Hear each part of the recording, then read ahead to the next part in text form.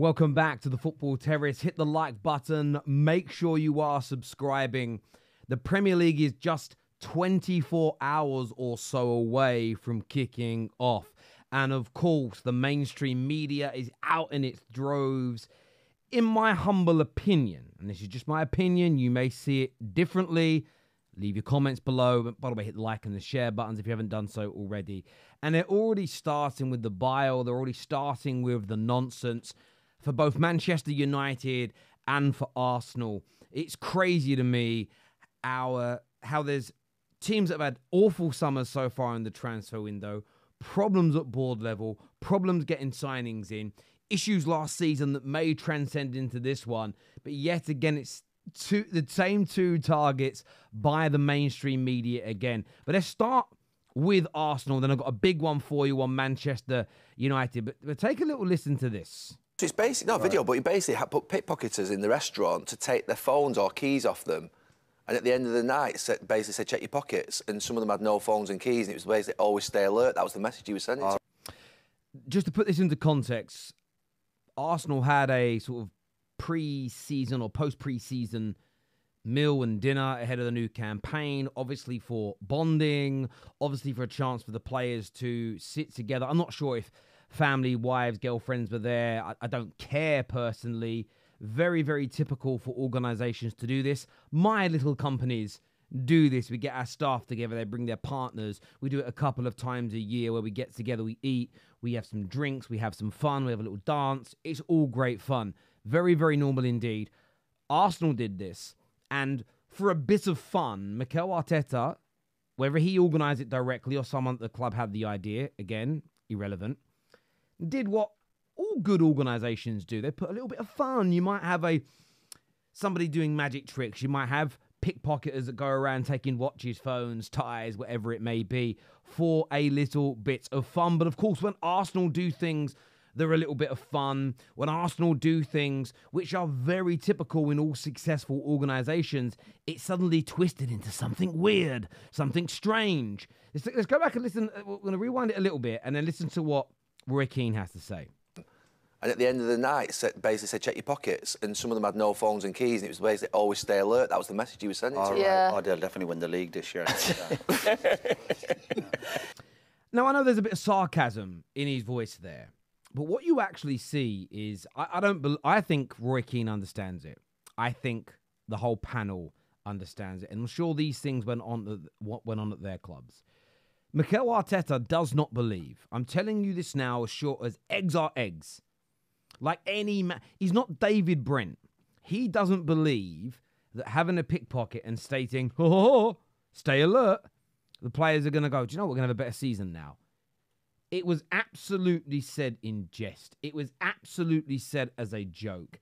The element that is good for their season is the fun, the camaraderie, and the togetherness that these types of events can build. Now, if you've ever worked for a big corporate organisation, building rapport amongst work colleagues, teammates in this instance, is absolutely key.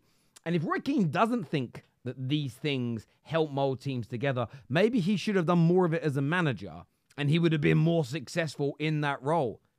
It is funny that you've got all these gentlemen, and I respect these men as football players, 110%. I respect their opinions, and they're entitled to it the same as I am. But none of them have been managers.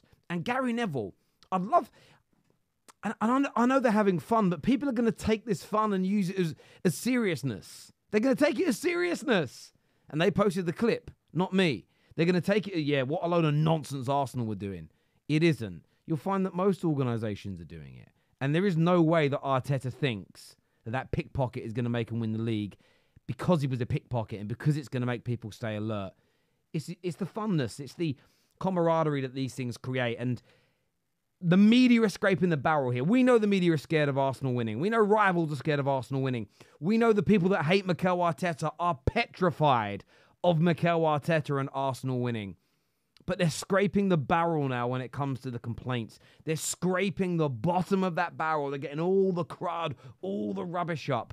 Because they've proved the only thing left to do now to completely shut them down forever and obliterate them is win one of these major trophies. But remember, for all the people that say, don't rate Arsenal, I don't think they can do it, they're not going to go one step further, are the same people that said they wouldn't be back in the Champions League, that said they would never challenge, that said they wouldn't challenge 2 seasons running. They're already wrong. They just keep kicking the can down the road. And personally, it's absolutely embarrassing to watch. Now, moving on to Manchester United, I want to play this clip for you because this clip is really interesting to me. Let's take a little listen now. The signings confirmed now of Matthijs de Ligt and Noussair Mazraoui, a combined total with add-ons of £60 million for these 2 defenders. Tim Sherwood, let's have a word with you. Let's focus on de Ligt. He's the one that we know most about. Is he the answer to United's issues at centre-back? If I was a Man United fan, I wouldn't be jumping up and down with excitement, I have to be honest.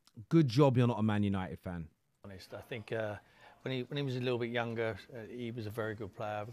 That makes it sound like he's 29, 30 years of age. He's still very, very young, de Ligt, for a football player. Hasn't hit the peak years of his career yet. Terrible punditry. Prospect, but he's gone to a big club. He's gone to Bayern Munich and he's lost his way. He needs to find a rhythm again. The club has lost its way, not just de Ligt. 79,000 die-hard Munich fans signed a petition for him not to go. They've been across social media for the last 2 to 3 days, fuming, angry at their club for letting him go. Full of praise, encouragement and well wishes for the future. But yes, de Ligt lost his way. Ten Hag needs to work with him. Obviously, for that money, you would expect him to play, but there's no guarantee. For that money, half the price of what we paid for Maguire is actually a bargain price. Because he's made some big money signings and they've sat on the bench next to him. So there's no guarantee that you play. I'm sure the new hierarchy there will enforce it and say, look, we've gone and got him for you. You need to bed him in. And this is what's really funny about this awful punditry, this hate towards Man United, is that you've almost answered your own point inadvertently. I'm sure the new hierarchy are going to force him to make him play. I wouldn't use those words. I think those words sound a little bit domineering. But yes, the people now running the club are running the club, and the signings will start. The signings will be part of a plan. He will work with these individuals. It won't be like signing Amrabat and then not playing him in his best position with the right structure around him until 3 games to go of the Premier League season.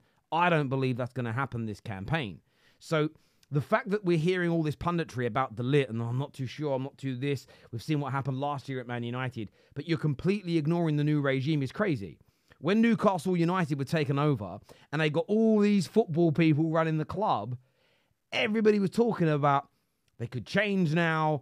We can't judge the old because it is now new. We've got to give it a little bit of time. And that was right, correct, and Newcastle were treated in the right way. Where is that energy for Manchester United? It is unbelievable. Is he better than Harry Maguire? I'm not sure. See, this is the thing, right? I don't profess to watch all the other leagues on a regular basis.